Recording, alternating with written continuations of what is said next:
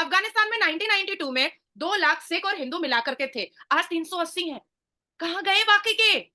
कहाँ गए? पाकिस्तान में आजादी के वक्त 23.7% हिंदू और सिख थे, आज 1% है। कहाँ गए? क्या हो गया उनको? आज पाकिस्तान में महरंग बलोच की बैठ करके अपने लोगों को वापस मांग रही है। उनके कई लोग मर चुके हैं, फेफड़े और कलेजे कहीं और फेंक दिए गए हैं। तो इन हिंदू और सिखों के साथ क्या किया पाकिस्तान के मुसलमानों ने? मैंने कहा था ना कि सनातन धर्म में ना भगवान भगवान कहते हैं कि भगवान से ना डर, ईश्वर से ना डर, अपने कर्मा से डर। तो जो बोएगा वो तू पाएगा। तो हाँ, जिन्होंने बैन किया था, आज उनको Modi ji shut up call दे रहे हैं। ठीक तो है। कर्मा इज एक्चुअली बूमेरैंग कि आज भारत अपने गोल्डन ईरा में चल रहा है। भारत जो कभी एक खंडर हुआ करता था, और आज भारत वाकई में एक महल बन चुका है, एक खूबसूरत महल, जिसके सिविलाइजेशन को, जिसके संस्कार को, जिसकी सभ्यता को अरब जैसा देश भी फॉलो कर रहा है। और आप खुद अबू धाबी से होकर के आए हैं। दूसरी चीज़, एक साइड पे इंडिया इंडिया के जो मतलब एनालिस्ट हैं, वो ये बात करते नज़र आ रहे हैं यूएस के हवाले से। एक साइड पे हम ये देखते हैं कि चाइना बाकायदा प्रेज़ करता, तारीफ़ करता नज़र आ रहा है इंडियन टेक्नोलॉजी की, अग्नि 5 की खबरों के मुताबिक। क्या समझती हैं, चाइना के साथ भी मतलब चाइना भी किसी साज़िश का हिस्सा बन गया है या चाइना भी इंडिया के हाथों बिक गया है? क्या कहना चाहेंगी इसके ऊपर? या मुझे चाइना समझ की नहीं मीडिया या आता। चाइना को भी मोदी जी ने खरीद लिया है? मैं पूछना चाहती हूँ कि जिस एपीजे अब्दुल कलाम को भारत का हिंदू मिसाइल मैन कहकर अपने सर मत्थे बिठाता है, उसी एपीजे अब्दुल कलाम के जनाजे की नमाज में चंद मुसलमान क्यों खड़े थे? और उसी वक्त, उसी लम्हे याकूब मेमन के जनाजे की नमाज में, एक आतंकी के जनाजे की नमाज में ठेलम ठेल और मुसलमानों का सैलाब क्यों आप आन पड़ा था? मैं पूछना चाहती हूँ तमाम मुसलमानों से कि उसामा बिन लादेन के मरने के बाद अब्दुल्ला और मुफ्ती के होते हुए भी कश्मीर में उसामा बिन लादेन जैसे आतंकी के जनाजे की नमाज क्यों पढ़ाई गई? मेन चीज़ तो इस्लामोफ़ोबिया के हवाले से हम बात करेंगे। यूनाइटेड नेशन में इस्लामोफ़ोबिया के हवाले से बिल फॉरवर्ड किया गया और पहली बार शायद ऐसा हुआ कि इंडिया ने इस बिल के ऊपर वोट ही करने से इनकार कर दिया। उसकी रीज़न क्या है? इंडिया के रिप्रेजेंटेटिव जो वहाँ पे मौजूद थी, उन्होंने बाकायदा एक स्टेटमेंट दी। उन्होंने बोला किसी एक मज़हब नहीं, अगर हिंदुइज़्म की बात करें, बुद्धिज़्म की बात करें, सिखिज़्म की बात करें, सभी मज़हब को हमें देखने की ज़रूरत होगी। इस्लामोफ़ोबिया के साथ-साथ जितने भी मज़हब हैं, अगर डिस्कस करना है तो सभी को डिस्कस किया जाए। लेकिन एक और चीज़ जो हमने नोट की है, शट अप यूएस। ये प्रॉपर स्टेटमेंट मेरी तरफ से नहीं है, ये स्टेटमेंट है इंडिया के ज्यूरिस्ट की तरफ से, इंडियन एनालिस्ट की तरफ से, सीएए बिल के हवाले से। और बहुत बड़ी बात तो है, साथ ही साथ हैरान करने वाली बात भी है, क्योंकि इंडिया और यूएस बिज़नेस पार्टनर हैं, बहुत बड़ी लेवल पे वो बिज़नेस आपस में ट्रेड करते हैं। फिर भी जहाँ पे इंडिया की अपनी बात आती है, इंडिया की सिक्योरिटी की बात हो या उनके कंट्री की बात हो, वहाँ पे यूएस हो या मालदीव हो, वो फ़र्क नहीं रखते, वो बिल्कुल उसी तरीके से जवाब देते हैं। और सेकंडली एक और चीज़, चाइना बाकायदा तौर पे तारीफ़ करता नज़र आ रहा है। चाइना भी क्या किसी साज़िश का हिस्सा बन गया है कि जो इंडिया की तारीफ़ करता नज़र आ रहा है? इस चीज़ पर भी बात करेंगे। अस्सलाम वालेकुम नाज़िया जी, कैसी हैं आप?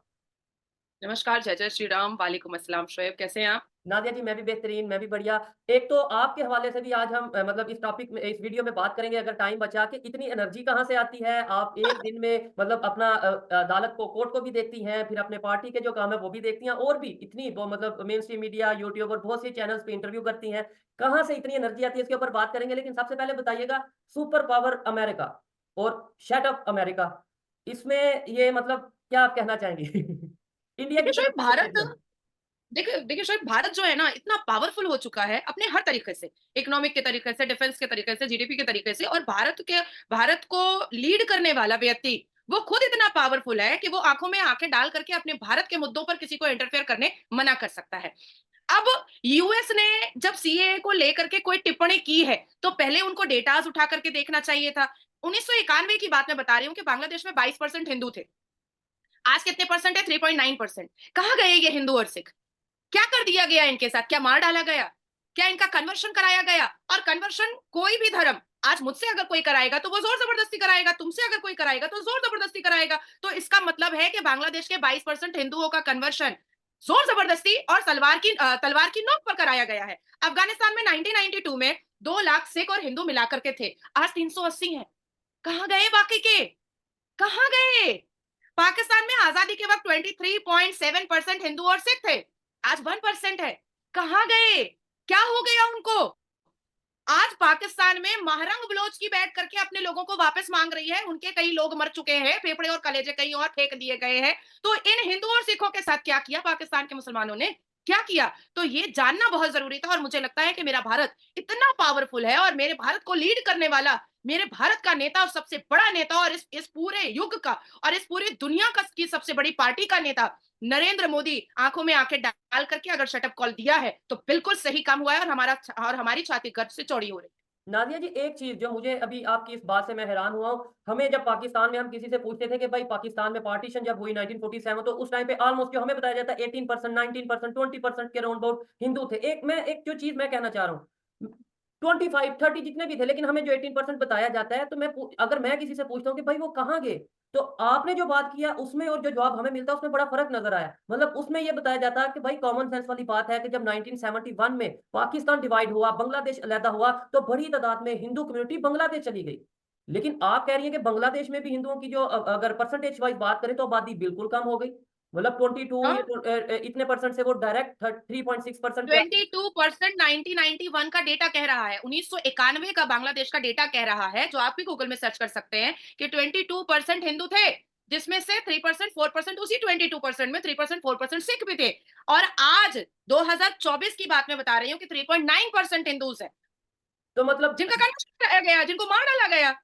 तो पाकिस्तान झूठ का जो एक ये है ना अफवाह, वो अपने हर बच्चों को और अपनी हर पीढ़ी को सुनाया है, और बांग्लादेश भी ऐसे ही सुनाता और होगा, इस पे मुझे अफगानिस्तान भी ऐसे ही सुनाता होगा। इस पे मुझे थोड़ा फैक्ट भी लगता था। मतलब मैं अपनी बात करता हूँ और देखने वाले मुझे करेक्ट कर सकते हैं, मैं ओपनली बात मानता हूँ। मतलब मुझे ऐसा लगता था, हाँ यार, मे बी ऐसा हो कि क्योंकि बांग्लादेश का बॉर्डर बिल्कुल इंडिया के साथ लगता है, तो ज़्यादा जो हिंदू कम्युनिटी है वो वहाँ पे रहती हो, तो पार्टीशन टाइम वो जब 1971 में पाकिस्तान और बांग्लादेश, मतलब पाकिस्तान के 2 हिस्से हुए, तो उस टाइम पे शायद हिंदू कम्युनिटी उधर चली गई हो। ये मैं जानता था कि डेफिनिटली यहाँ पे हिंदू कम्युनिटी मतलब ये है कि मज़हब चेंज और ये चीज़ें हैं। लेकिन मैं सोचा कि शायद 5%, 10% वहाँ पे चली गई हो, जिसकी वज़ह से इतना इतना ग्राफ नीचे आया आबादी के हवाले से। ख़ैर, और अफ़गानिस्तान ने के जो रिप्रेजेंटेटिव हैं, उन्होंने भी कल स्टेटमेंट दी। उन्होंने बोला कि भई यहाँ पे सभी मज़हब के लोग आज़ाद हैं, और इंडिया के हवाले से उन्होंने बात करते हुए बोला। नादिया जी, दूसरे नंबर पे एक और चीज़ है, फिर उसके बाद मेन टॉपिक पे चलेंगे जो यूनाइटेड नेशन में इस्लामोफोबिया को लेके बिल फॉरवर्ड किया गया। दूसरी चीज़, एक साइड पे इंडिया इंडिया के जो मतलब एनालिस्ट हैं, वो ये बात करते नज़र आ रहे हैं यूएस के हवाले से। एक साइड पे हम ये देखते हैं कि चाइना बाकायदा प्रेज़ करता, तारीफ़ करता नज़र आ रहा है इंडियन टेक्नोलॉजी की, अग्नि 5 की खबरों के मुताबिक। क्या समझती हैं? चाइना के साथ भी, मतलब चाइना भी किसी साजिश का हिस्सा बन गया है, या चाइना भी इंडिया के हाथों बिक गया है? क्या कहना चाहेंगी इसके ऊपर? या मुझे चाइना समझ जो नहीं मीडिया है, आता है, चाइना को भी मोदी जी ने खरीद लिया है? वाक़ई में इतना आसान होता है सबके उसूलों को, सबके रूल रेगुलेशंस को, सबके दिमाग को, सबके जज़्बात को खरीदना? सच में इतना आसान होता है? नहीं, मुझे ऐसा हमारे इधर तो लगता ये है कांसेप्ट दिया कि जाता है मोर ना। देन 1.9 बिलियन हिंदुओं के बीच में रह करके भी आज भी नाज़िया इलाही खान मुसलमान है। तो मेरे जज़्बात को, मेरे उसूलों को, मेरे इस्लाम को तो कोई नहीं खरीद सका, और लोग मुझे ऐसे ही एक्सेप्ट करते हैं और पसंद करते हैं। लोग मुझे इसी तरह से पसंद करते हैं। मेरा 4 दिन का दौरा था दिल्ली में और मैं रोज़े में थी। लोगों ने मुझे ऐसे ही पसंद किया, इसी हालात में पसंद किया। देखिए, चाइना बर्बाद होने के कगार पर है, ये किसी से छुपा नहीं है। चाइना ने एक एक रिज़ॉल्यूशन निकाला कि 2029 तक वो इस्लाम नाम का कीड़ा खत्म कर देगा चाइना से। मुसलमानों के अंदर जो एक इस मज़हब का जो एक सेंटिमेंट है वो खत्म कर दिया जाएगा।